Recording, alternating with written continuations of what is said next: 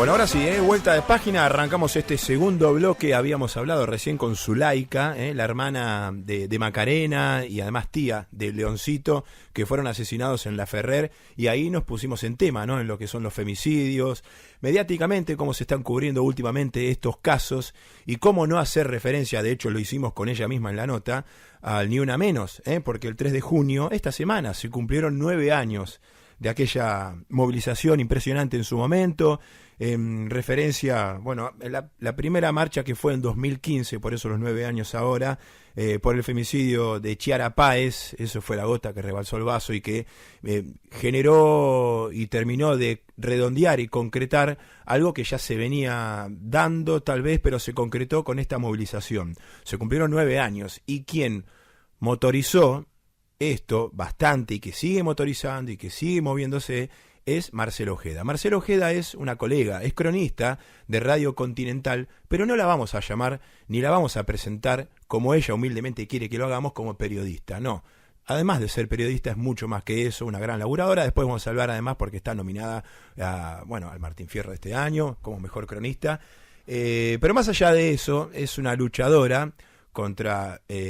obviamente, no solo el femicidio, la violencia de género. Hoy dijimos en esta introducción, en esta sala de situación, que vamos a enfocar en no las estadísticas, pero en el femicidio en sí.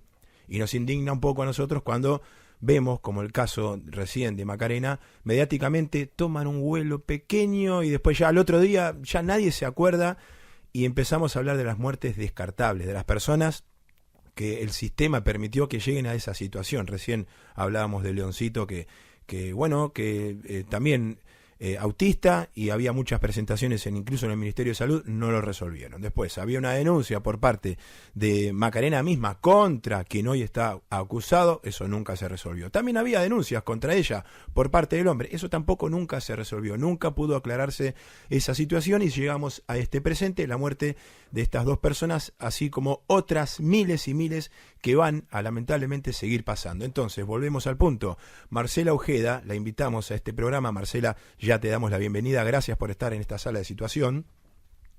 Hola, Seba, ¿cómo estás? Buenas tardes. Bien, te escucho bárbaro, es un placer tenerte en este programa. Hace mucho que con Guille Ponce, que es el productor, tenemos ganas de llamarte. Nos cuesta mucho llamar a periodistas. De hecho, sos la primera periodista en 5 años que sale al aire. Pero por eso no te llamamos como tal, sino como especialista en todo esto. Que no sé qué, en realidad no sé cómo redondearlo, en qué término colocarlo, todo esto que estamos viviendo desde hace mucho tiempo y que vos lo materializaste, por ejemplo, en un momento con el Ni Una Menos. A mí hay una sensación fea y triste que me da, es que, es una opinión mía, quiero que hagas tu balance, que con el paso del tiempo, y más hoy con este gobierno que evidentemente por lo menos no va de la mano en cuanto a las herramientas que pone sobre la mesa para seguir en esta lucha, es como que ya incluso mediáticamente se llegó a un punto donde, no te digo que no interesa tanto, pero no se le da la importancia que se le dio en otro momento. Bueno, yo coincido en este último detalle que das. Sucede, y en todas partes del mundo ha sucedido, cuando hay un hecho tan masivo, tan imponente y que quiebra de alguna manera la agenda mediática, periodística y política, como ha sido Ni Una Menos en el 2015, que la consigna era Ni Una Menos, basta de femicidios.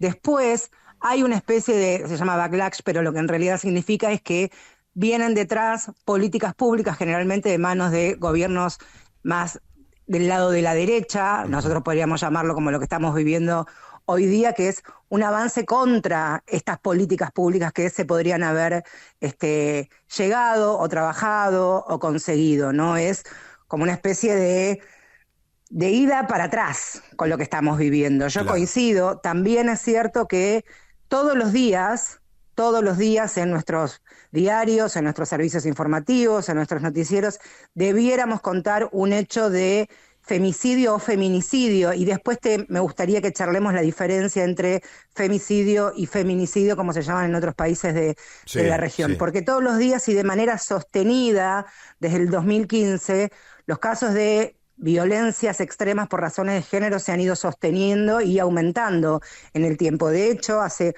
muy pocos días se conoció, a los últimos días del mes de mayo, comienzos de junio, que en el 2003 hubo 250 víctimas directas de femicidio, lo que significa un 10,6% más que el 2022, cuando se registraron 226 casos. Por supuesto que el pico máximo de los últimos tiempos se ha tenido durante el periodo pandémico, consecuencia de el aislamiento, el encierro, convivencias forzadas. Muchas mujeres víctimas de violencia se vieron obligadas a convivir con varones violentos, y muchas de esas situaciones, por supuesto, han desencadenado lo que nosotros conocemos como femicidios. Pero sí, también es cierto lo que vos decías, Sebastián, hace muy pocas horas se conoció que aquello que iba a ocupar el lugar del Ministerio de las Mujeres, Género y Diversidad del gobierno de Alberto Fernández, y que quedaba reducido a una subsecretaría, ya ni siquiera va a existir como tal. Se le pidió la renuncia a Claudia Barcia, que era la subsecretaria, que depende del Ministerio de Justicia, antes de Capital Humano. Bueno, ahora contarles que hoy día prácticamente no hay lugares reales y concretos para poder asistir a pedir ayuda, asesoramiento, contención o guía. No hay nada, o sea, estoy pensando, ¿y dónde hoy, más allá de una comisaría, que así te atienden, ¿no? En una comisaría, o en un caso de violencia familiar, en la OBD, ¿cuál es la base, el número, aquella persona que es potencial víctima o que está siendo víctima, ¿cuál es el recorrido, los primeros 100 metros que tiene que hacer? Generalmente, cuando una mujer es víctima de violencias y decide por fin contarlo, va a recurrir a una amiga, una compañera, una colega, a una par. Ella seguramente tenga algún conocido o alguna conocida dentro de algún movimiento social feminista, algún espacio donde la puedan asistir y contener. Antes se dice, porque hay que seguir insistiendo, que el 144 era una herramienta fácil, ágil y dinámica, que funciona hace más de 10 años, porque el recorte se va a sentir en esa línea de asistencia, que asistió cerca de 1 millón de personas. Se realizaron más de 400.000 intervenciones en casos de violencias de género. Y ya quienes trabajan en la línea 144, que es una línea federal que atiende todo el país, que atiende las 24 horas, los 7 días de la semana, ya hubo reducción de plantel. ¿Qué significa eso? Que va a haber menos capital y menos capacidad humana para atender esos llamados. Entonces, ¿qué va a quedar? ¿El 911? Ya sabemos que el 911 es para casos de extrema urgencia. ¿Puede ser un caso de extrema urgencia? Por supuesto que sí. Bueno, ahí, ¿qué van a hacer? ¿Van a desplegar del 911 otra alternativa, como sucede en Estados Unidos? Lo quiso implementar Patricia Bullrich. No se pudo cuando fue ministra de Seguridad en la gestión de Mauricio Macri. Habrá que ver qué es la respuesta. A las mujeres y con sus niños que viven en la capital federal o que trabajan en la capital, pueden ir a la oficina de violencia de género.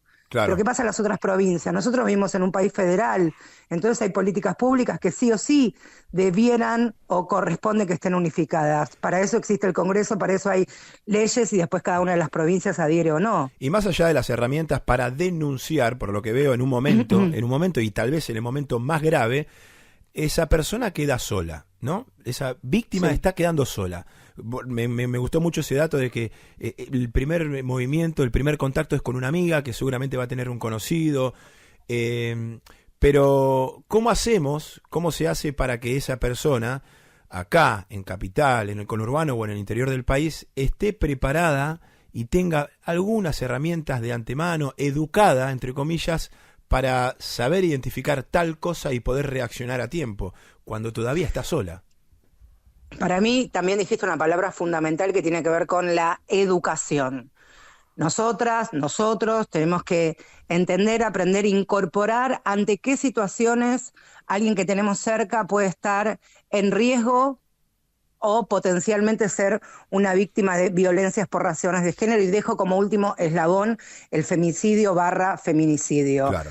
Ante esas situaciones hay que estar alerta. Si vemos que controlan, si hay una violencia económica, si esa mujer está obligada, entre comillas, a quedarse exclusivamente al cuidado de los niños y no trabajar y ser el hombre el único proveedor, esa mujer obligadamente está dependiendo económicamente de esa persona, del proveedor. Entonces, si esa mujer quisiera denunciar porque sufre violencia de género, sufre violencia física, ¿a dónde va a ir si no tiene un mango? ¿A dónde va con los 2 pibes?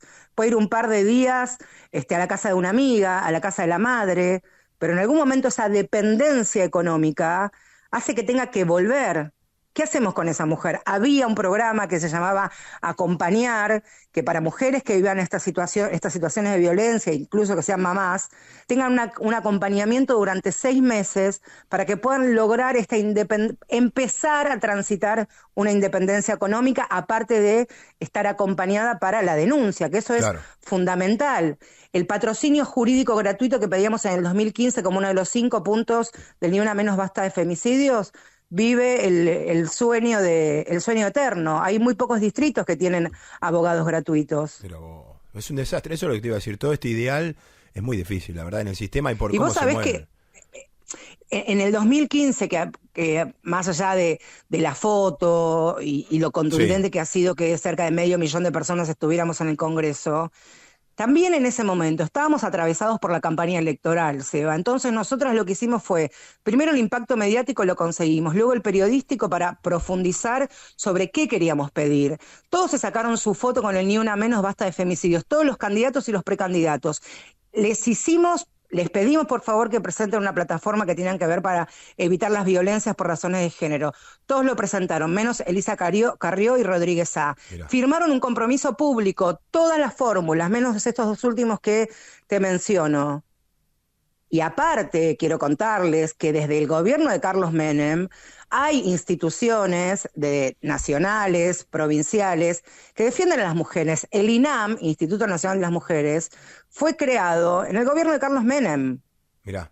Qué paradójico, que este actual gobierno, que tanto se asemeja, que tanto incluso venera y glorifica la figura de Menem, hoy prácticamente lo esté desactivando. Nada, ni un reflejito de aquello que fue. Nada. Bueno, ¿qué femicidio y feminicidio? La diferencia. Bueno, vos sabés que yo lo aprendí hace algunos años cuando pude intercambiar con colegas periodistas y activistas de distintas partes de la región, principalmente de México, porque a mí me llamaba mucho la atención el Ni Una Menos como parte de un poema de una escritora mexicana que fue asesinada en Ciudad Juárez.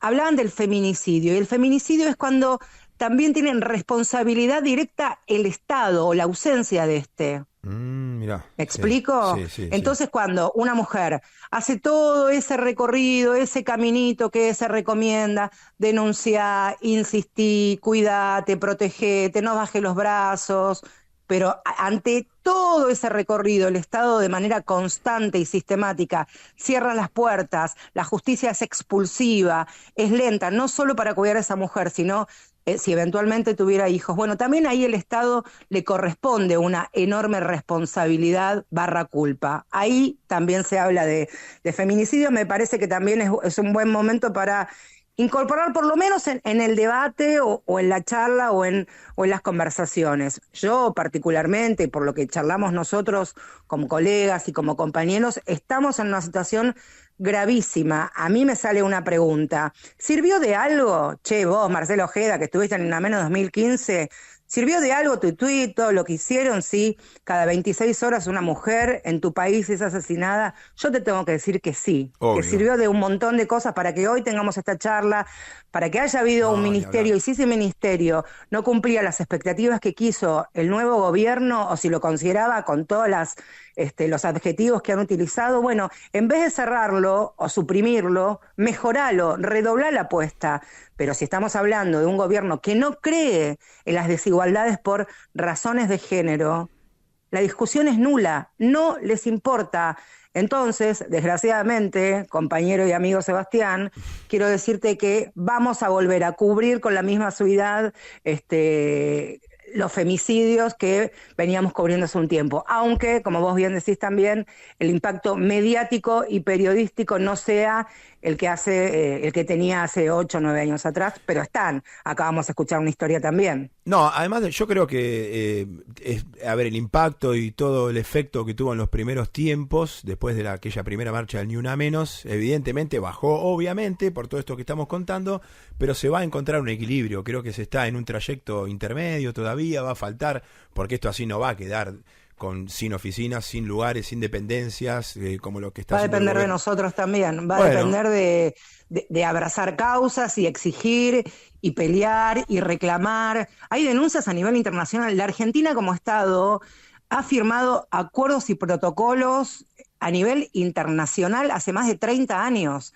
Se están incumpliendo esos tratados. Hay un tratado que se llama Belém do Pará, que firmaron la mayoría de los países de la región, que se hizo en el Brasil y que la Argentina asumía un compromiso más allá de las gestiones políticas de turno.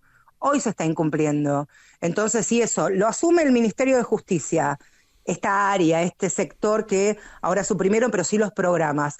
En la misma bolsa, para que ustedes se den una idea, esta ex subsecretaría va a entrar que el INADI y que, escucha esto, como para que ustedes tengamos en cuenta lo que significa la protección de las víctimas de violencia de género. La misma área va a atender o acompañar este sector que ya es inexistente con el Registro Nacional de la Propiedad Automotor. Qué bárbaro. Eso es como para que nos demos un ejemplo, para tener un ejemplo de lo que significa. Es claro, un auto, la vida de una mina y de sus hijos. Bueno, por algo dijimos antes, ¿no? Descartable las vidas de algunas personas para el sistema. Sí.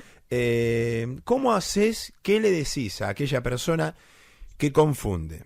Primero hay que tener en cuenta que es cierto que en todo ámbito, por ejemplo, las falsas denuncias siempre va a haber, siempre existió, y en todo rubro, no solo en lo que es la violencia de género, la violencia familiar, el hombre a la mujer al hombre. Hay que saber limpiar todo eso y quedarse con los casos reales. Bueno, ¿estamos preparados para eso? Es hacer otra discusión, pero ¿cómo haces para explicarle, generalmente es un hombre, pero también pasa en algunas mujeres, a aquella persona que confunde lo que es la prevención de los femicidios, de la violencia de género, con los derechos que viene reclamando la mujer? A ver, todo va encadenado y todo va de la mano, pero en un momento son dos cosas absolutamente diferentes. ¿O no? En realidad, a mí me parece que lo primero que hay que entender es que el feminismo en la Argentina no nació en el 2015, claro, con el Ni Una Menos. El Ni Una Menos tenía un objetivo y un reclamo puntual, que era ni una menos basta de femicidios por situaciones que estaban viviendo principalmente pibas muy jovencitas, chicas muy jóvenes, como el caso de Kiara Páez que vos mencionabas. Ahora, también es cierto que la agenda de los feminismos y los movimientos de mujeres es amplísima. Claro. La violencia extrema, como lo que estamos mencionando, es uno de los requerimientos, una de las exigencias, uno de los pedidos, pero también lo fue en su momento, hace más de 50 años, el voto femenino. Sí. Luego lo fue la legalización del aborto, luego lo fue el cupo para ocupar espacios en los partidos políticos y después en el Congreso o en los parlamentos provinciales.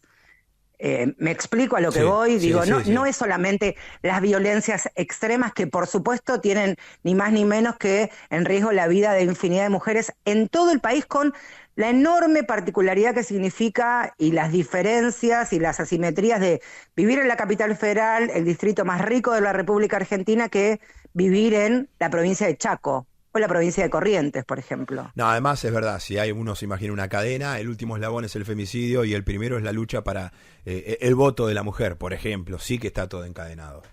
Sí, por supuesto, cuando yo hablo en plural de los feminismos y los movimientos de mujeres, también dentro de los feminismos y los movimientos de mujeres hay discrepancias, hay distancias, no tenemos que estar todas de acuerdo para llevar una bandera y para defender los derechos de las mujeres, o por lo menos en la modalidad o en las formas. Hay algo que se llama el marco teórico, hay un feminismo mucho más extremo, con el que yo posiblemente no coincida, no comulgue, pero con lo que me encuentro en las calles cada fecha o cada momento que sea necesario. Hay feministas que consideran que la prostitución es un trabajo que debe estar reglamentado, hay otras que consideran que en realidad todas esas mujeres están sometidas a proxenetas. Digo, mirá que hay muchísimas cosas para hablar, para conocer, y siempre me parece fundamental la pedagogía del amor, hablar con ganas, intentar escuchar, intentar aprender, no cerrar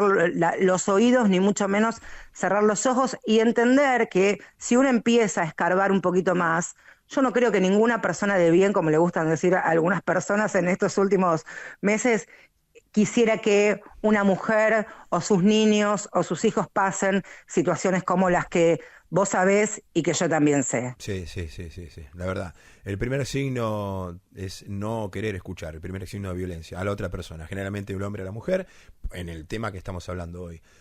Bueno, Marce, es muy largo esto, la verdad es que es para seguir navegando en un tema tan profundo que tiene muchos años y que va a durar muchísimo tiempo más, y yo creo que hoy estamos en un momento de una pausa. Esa es la esperanza, de que sea una pausa, no una pausa porque se sigue haciendo mucho, pero en lo que es la intensidad y las herramientas que van a tener a mano, bueno, hay que tal vez, es momento de no acobacharse, pero de aguantar, No. de aguantar y seguir Yo resistiendo creo que es y momento caminando.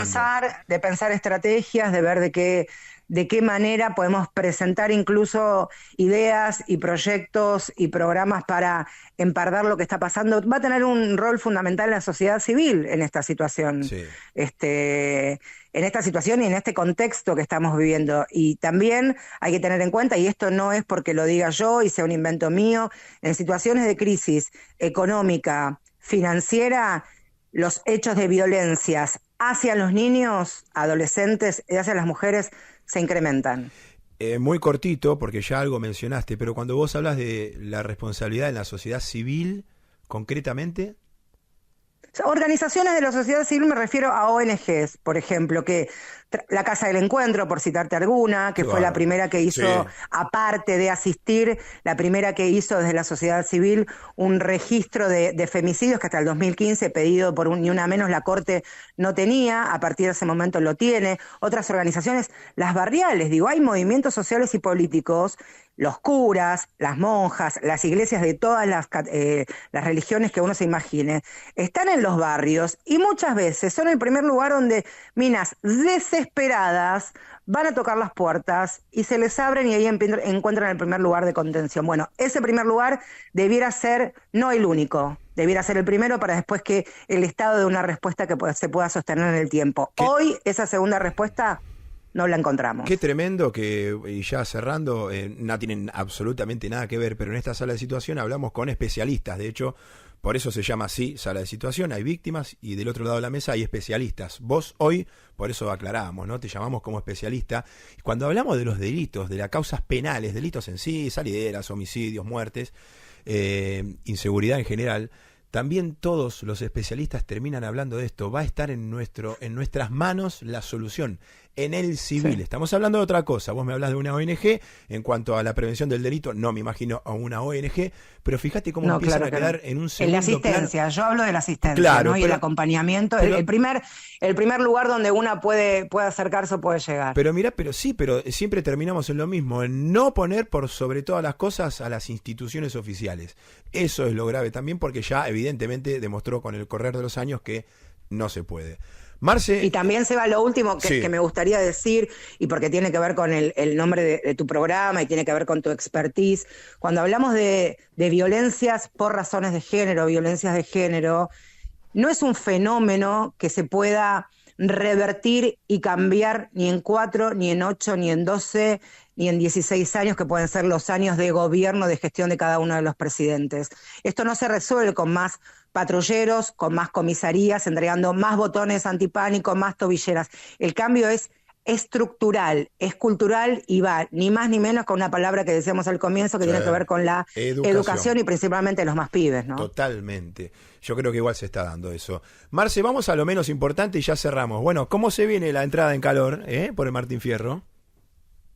Acá está Y todo. yo estoy tranquila, yo ya tuve mi momento, Vamos. viste, yo te lo conté, y no es falsa modestia, yo Está ya bien, te por entiendo. suerte cumplí Humildad. con la patria, tuve la fortuna de tener un Martín Fierro, ahora es una terna hermosa, que a mí Sí. me gusta mucho, porque somos 3 mujeres grandes, que Sí, tenemos sí, más de sí. 40, las 3, que entre las 3 sumamos más de 60 años trabajando en la calle, así que también me gusta y me copa esto de valorar el trabajo de la gente un poquito más grande, que también le está dando espacio y pulso a las más pibas, que me parece Qué que también grande. están haciendo un laburo potente, pero bueno, estamos ahí, vigentes, que eso Qué está grande. buenísimo. Y con la también, cortina las del 3. Martín Fierro nos vamos. Marce Ojeda, gracias, fue un placer.